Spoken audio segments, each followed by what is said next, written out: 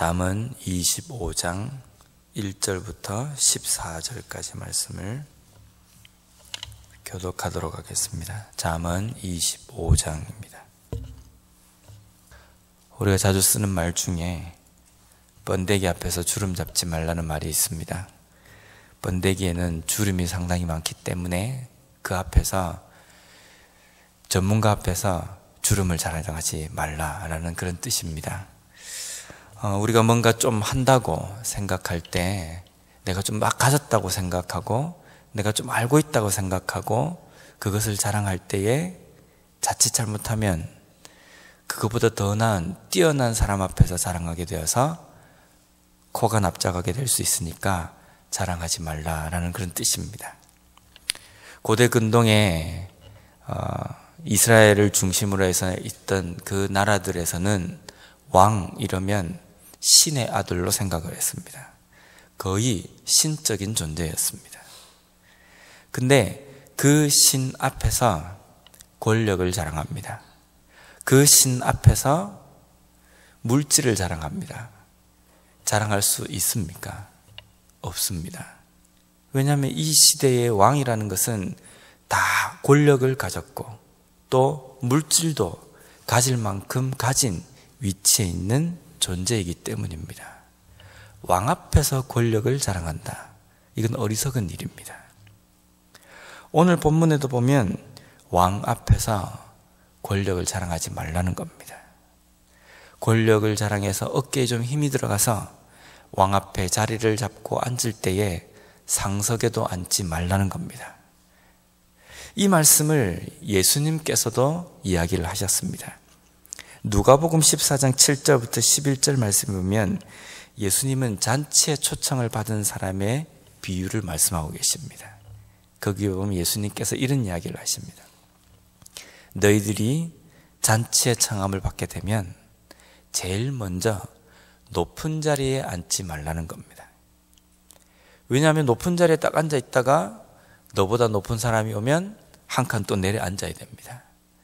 또 높은 사람이 오면 또 한 칸을 내려 앉아야 되는 겁니다. 그래서 나중에는 저 끝에 말석에 가게 될지도 모른다는 겁니다. 그러면 얼마나 사람들 앞에서 부끄럽겠습니까? 처음에는 자기가 상석에 앉을 만한 위치라고 생각하고 어깨에 힘이 들어가서 제일 상석에 앉아 있었지만 나중에 되면 점점 밑으로 내려가는 걸 사람들에게 다 보이게 된다는 겁니다. 그러니까 차라리 제일 끝석에 앉으라는 겁니다. 제일 끝석에 앉아 있으면 잔치를 청한 임금이 가만히 보고 있다가 왜 끝에 앉아 있습니까? 이쪽으로 당겨서 앉으십시오. 그래서 오히려 낮게 앉아 있다가 높게 올라오는 것이 더 낫지, 상석에 앉아 있다가 끝석에 앉아 있는 것, 그것은 다른 사람에게 부끄러움을 당하는 일이기 때문에 어리석은 일이다라는 겁니다. 우리의 삶에서도 마찬가지입니다. 우리는 조금 뭘 알고 있으면요, 입이 근질근질해서 견딜 수가 없습니다. 내가 뭔가 다른 사람보다 특이한 것이 있다고 한다면요, 처음에는 이걸 감추고 싶은 겸손이 잘 포장을 하고 있지만 시간이 조금 지나면 이것이 다른 사람들이 좀 알아줬으면 하는 그런 본전이 마음속에 싹 생긴다는 겁니다. 그래서 어떻게 해서든지 이것을 알리고 싶어하고 말을 하고 싶어하고 강조하고 싶어하고 자랑하고 싶어 한다는 겁니다. 그런데 그렇게 한번 자랑하다가 큰 코를 다칠 수가 있습니다. 왜냐하면 내가 이야기하는 그 사람들 중에 이 분야에 대해서 나보다 더 전문가가 있을 수 있기 때문입니다. 그러니까 우리가 인생을 살아갈 때에 어떤 일이든지 자랑할 만한 그런 위치에는 없다라는 겁니다. 그래서 누가복음 7장 11절에 아까 잔치에 대한 비유에 대해서 이야기하실 때에 예수님께서 마지막 절에 보면 무릇 자기를 높이는 자는 낮아지고 자기를 낮추는 자는 높아지리라는 겁니다. 우리는 우리 자신을 낮출 때에 하나님께서 높여주십니다. 우리를 높이면 하나님은 우리를 낮추신다는 겁니다. 그래서 항상 우리는 겸손을 제일 우리의 인생의 선두에 두고 우리의 모든 것들을 하나하나 만들어가는 그런 삶을 살아야 된다는 겁니다. 우리는 때로는 조금 지혜가 있는 것 같습니다. 우리는 조금 지식이 다른 사람보다 뛰어난 것처럼 생각할 수 있습니다. 물론 뛰어날 수도 있습니다. 하지만 지혜가 뛰어나든 지식이 뛰어나든 내가 가진 조건이 다른 사람보다 좀 낫든 아니면 물질이 다른 사람보다 좀 많든 그것은 결코 자랑할 것이 못 된다는 겁니다. 로마서 12장 16절 말씀에 보면 서로 마음을 같이 하며 높은 데 마음을 두지 말고 도리어 낮은 데 처하며 스스로 지혜 있는 채 하지 말라. 우리는 지혜를 가진 사람이라기보다는 지혜를 가져야만 하는 사람입니다. 왜냐하면 여호와를 경외하는 것이 지혜의 근본이기 때문에 우리는 끊임없이 하나님을 섬기는 삶을 살기 위해서 노력하고 또 그것을 붙잡기 위해서 달려가야 되는 사람입니다. 그래서 우리는 누구에게 나는 지혜를 가졌다라고 뻐길 위치가 못 된다는 겁니다. 여전히 나는 지혜를 가져야 될 사람으로서 지혜가 필요하고 오늘도 그 지혜를 찾기 위해서 겸손하게 안 가진 것으로 생각하고 붙들려고 하는 그런 노력하는 삶이 우리에게는 필요하다는 겁니다. 스스로 지혜 있는 채 하지 말라는 겁니다. 지혜 있는 채입니다. 없으면서 완벽하게 가진 것도 아니면서 자랑하지 말라는 겁니다. 두 번째로 9절 말씀을 한번 보겠습니다. 너는 이웃과 다투거든 변론만 하고 남의 은밀한 일은 누설하지 말라. 가끔 부모님들 중에 이런 부모님들이 있습니다. 물론 저도 경험이 있습니다.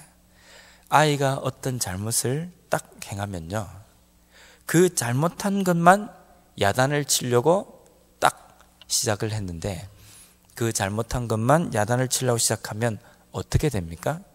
일주일 전에 잘못한 것도 끄집어오게 되고 때로는 한 달 전, 1년 전, 지금까지 네가 7살이면요 7년 평생 네가 살아오면서 잘못한 것 이것까지 끄집어서 아이에게 막 나무랄 때가 있습니다. 그러니까 지금까지 내가 참고 참았다는 겁니다. 참고 참은 것 내가 오늘 너에게 확 이야기한다라는 겁니다. 이거는 절대로 교육의 목적이 효과가 크지 않습니다. 오히려 지금 내가 야단치려고 하는 그 부분마저도 교육 효과가 감소되는 겁니다. 어떤 행동을 잘못했을 때에는요, 그 잘못한 것만을 가지고 야단을 쳐야 합니다. 그것만 가지고 훈육을 해야 된다는 겁니다. 그래야 행동을 수정하는 데에 효과가 있습니다. 교육 효과가 있다는 겁니다. 그런데 이전 끝까지 다 끄집어 와서 어떻게 해서든지 자극적으로 아이에게 전달하려고 하니까 작년 것, 지금까지 살아온 것들 다 나오는 겁니다. 우리가 다른 사람과 어떤 의견 충돌이 딱 있게 되면요, 처음에는 그 의견에만 집중해서 서로 토론을 합니다. 그런데 조금 감정이 고조가 되면 그 의견 충돌의 중심에 되어 있는 주제만을 가지고 이야기하는 것이 아니라 맨날 내가 이야기할 때마다 너는 반대하느냐라는 겁니다. 그러면 상대방이 그럽니다. 내가 언제 네가 반대할 때마다 반대했느냐? 작년에 이런 일이 있을 때, 몇 년 전에 이런 일이 있을 때에, 저번에 이 일을 할 때에 너 그때도 반대하지 않았냐? 그러다 보면 처음에 문제의 중심이 됐던 주제, 그것을 가지고 이야기하다가 작년, 몇 년 전, 뭐 어릴 때부터 같이 친구였다면 그 어릴 때부터 있었던 문제들까지 끄집고 와서 이야기를 하게 된다는 겁니다. 그러다 보면 어떻게 됩니까? 둘 사이만 알고 있었던 상대방에게 상당히 부끄럽고 좀 감추고 싶은 그런 역사나 과거에 대해서도 은연중에 노출하게 될 수 있다는 겁니다. 잠언 말씀은 우리에게도 그 말씀을 하십니다. 이웃과 다툴 때에, 이것은 변론할 때입니다. 뭐 치고받고 싸우는 것이 아니라 어떤 의견 충돌이 일어났을 때에 그 의견의 시시비만을 가지고 이야기하라는 겁니다. 그걸 이야기하다가 이 사람의 과거를 다 들춰내가지고 말해서는 안 될 것들, 상대방이 알려지기를 꺼려하는 것들까지 다른 사람들에게 누설하지 말라는 겁니다. 그것은 어리석은 일입니다.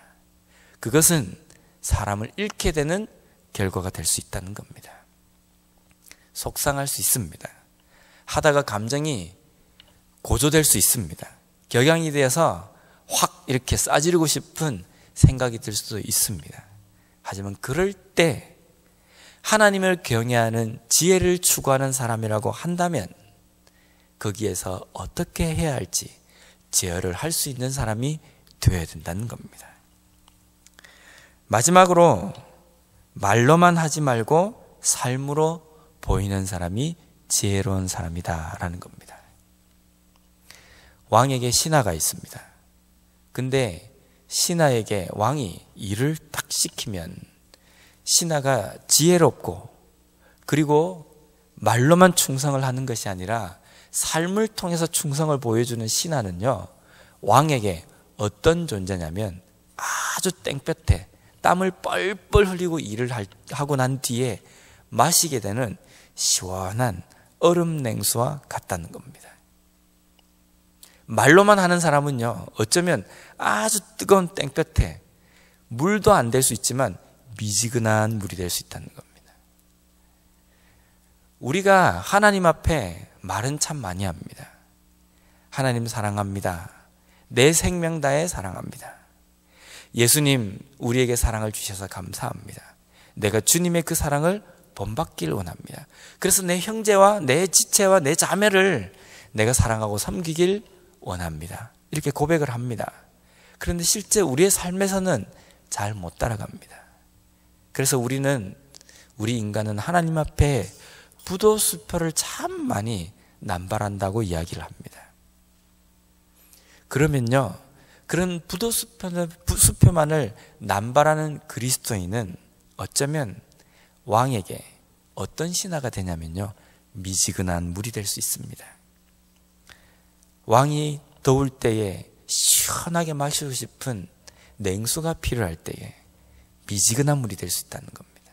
어쩌면 물도 안 될 수 있습니다. 정말 하나님 앞에 얼음 냉수와 같이 시원한 존재가 되기 위해서는 말이 필요한 것이 아니라 행동입니다. 사랑합니다. 고백이 필요한 것도 중요하지만 고백이 우선이 될 것이 아니라 삶을 통해서 보여주는 겁니다. 겸손하고 희생하길 원합니다. 말이 필요한 것이 아니라 내 삶을 통해서 내 이웃에게, 지체에게 그 희생이 무엇인지, 섬김이 무엇인지 보여주는 것이 필요하다는 겁니다. 그런 삶을 살아가는 우리가 될 때에 하나님께도 진정으로 얼음 냉수와 같은 시원한 존재가 될 수 있다는 겁니다. 지혜는 자랑하는 것이 아닙니다. 나는 지혜가 항상 부족하고 오늘도 그 지혜를 붙들기 위해서 살아가고 민감하게 반응해야 될 존재가 우리들입니다. 스스로 지혜 있는 채 하지 말고 항상 낮은 데에 마음을 두고 살아가는 겸손한 우리가 되었으면 좋겠습니다. 두 번째로, 우리가 살아갈 때에 말이 아니라 행동으로서 하나님 앞에 드림으로 인하여서 지혜를 실천하며 살아가는 우리의 삶이 되었으면 좋겠습니다. 그래서 하나님 보시기에 더운 여름에 시원한 얼음 냉수와 같은 그런 삶을 살아가는 우리 모두가 되기를 원합니다.